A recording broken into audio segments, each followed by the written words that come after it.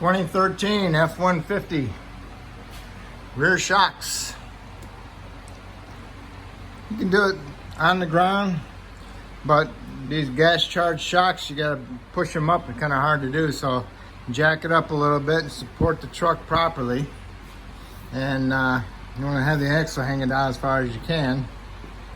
And you want to remove the upper bolt, which is a 15, and on the back side's a 18mm nut. So you remove the top one, so you leave the bolt in there. Then loosen up the bottom one. There's a 15mm bolt and an 18mm head. Then you can take this bolt out. So now your shock can fully extend out, you know, because they're gas charged, unless it leaked all its pressure out. Then you can remove this upper bolt. Okay. So you got both shocks out. Now what you're gonna do is put some new ones in there.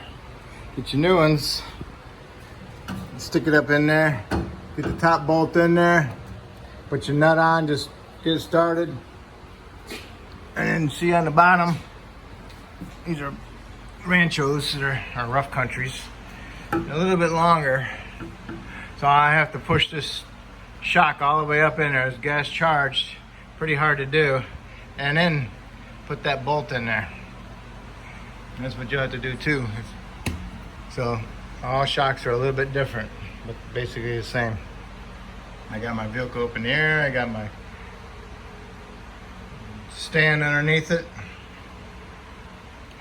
So that's why I was like, get my old ones out, and these are a little bit longer than the factory ones, so I can raise the truck up a little bit and try to see if I can get that in there a little bit more easier. All right, I removed my axle stand. Help me out by an inch. So I got my bolts in there and I got my nuts on there, so now I need to tighten them up. Just tighten them up, but if you want to know the torque on them, just put 60 foot-pounds on them. That should be sufficient. All right, I put these on there and I got boots.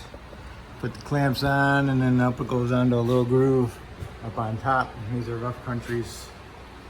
If you want to see a part number, I'll show you a part number. All right, that's it. All right, once you got them all tight, that's it. That's how you do rear shocks. Pretty simple. As long as the bolts don't get frozen in the sleeves inside down here or on top.